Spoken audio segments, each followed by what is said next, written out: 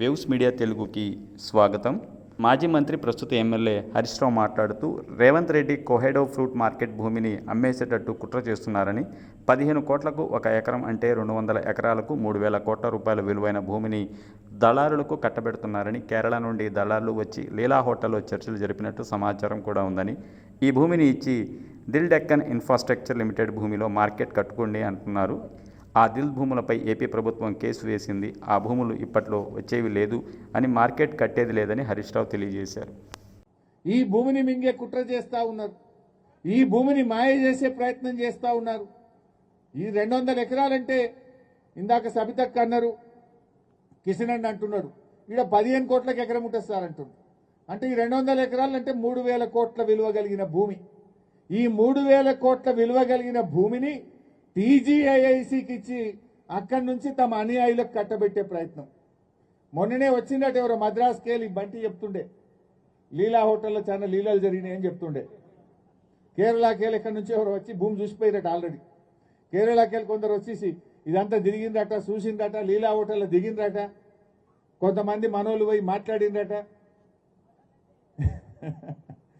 So అయితే మనోళ్ళంటే మన party వాళ్ళు కాదు, ఇక్కడ ఉండే ఎమ్మెల్యే గారు, ఇక్కడ ఉండేటువంటి నాయకులు, కాంగ్రెస్ నాయకులు పోయి వాళ్ళతో మాటలు ముచ్చట్లు అయినాయట.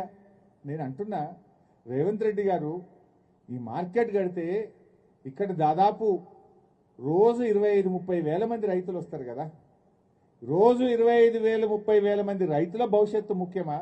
నువ్వు ఈ భూమిని 4 కంపెనీలకో 4 దళారులకో అడ్డదారిన కట్టబెట్టడం ముఖ్యమా? ఏది ముఖ్యము? ఒక ముఖ్యమంత్రి దళారుల కోసమో వ్యాపారుల కోసం పనిచేస్తాడా? లక్షలాది మంది రైతుల భవిష్యత్తు కోసం ఆలోచన చేయాలన్నా ముఖ్యమంత్రి? ఇప్పుడు నువ్వేం చేసినావు? ఈ భూమి టీజీఐసికి ఇస్తా, ఆన్నెన్నో గుట్టల పొన్న దిల్ భూములు ఉన్నాయి, ఆడ మీకు ఇస్తా అని అంటుండట. ఆ దిల్ భూముల సంగతి తెలియదా మనకు?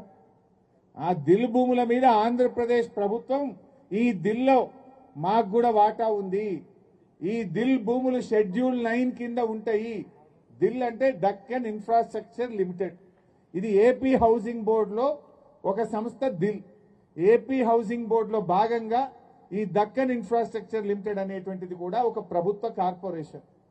ఆ భూములు రాష్ట్రం విడిపోయినప్పుడు ఆంధ్రప్రదేశ్ ఏమంటుంది? ఈ ఏపీ హౌసింగ్ బోర్డు భూముల్లో, ఈ దిల్ భూముల్లో మాకు కూడా వాటా ఉంటుంది, జనాభా ప్రాతిపదికన ఈ భూముల్లో మా లెక్క మాకు రావాలి అని చెప్పి కేంద్ర ప్రభుత్వం దగ్గర ఫిర్యాదు చేసిండ్రు. మన తెలంగాణ హైకోర్టులో కూడా కేసు వేసి ఒక ఆర్డర్ తెచ్చిండ్రు. ఇలా థర్డ్ పార్టీ ఇంట్రెస్ట్ ను క్రియేట్ చేయొద్దు, థర్డ్ పార్టీకి భూములు కేటాయించొద్దు అని హైకోర్టు ఆల్రెడీ ఆర్డర్ ఇచ్చింది. ఆ భూములు ముట్టద్దు అని చెప్పినాక ఇప్పుడు ఏం చేస్తుండ్రు? ఈ భూమి మొత్తం మేము ఎవరికో దళారులకు అప్పచెప్తాం, మీరు పోయి ఆ దిల్ భూములలో మార్కెట్ కట్టుకోండి అంటుండ్రు. అంటే ఆ భూమి వచ్చేది లేదు, మార్కెట్ కట్టేది లేదు. ఇది మాత్రం అమ్ముక దొక్కుతాం. ఇప్పుడు ఆ దిల్ భూములలో ఎంత పంచాయతీ ఉన్నది? ఆడెన్నో 200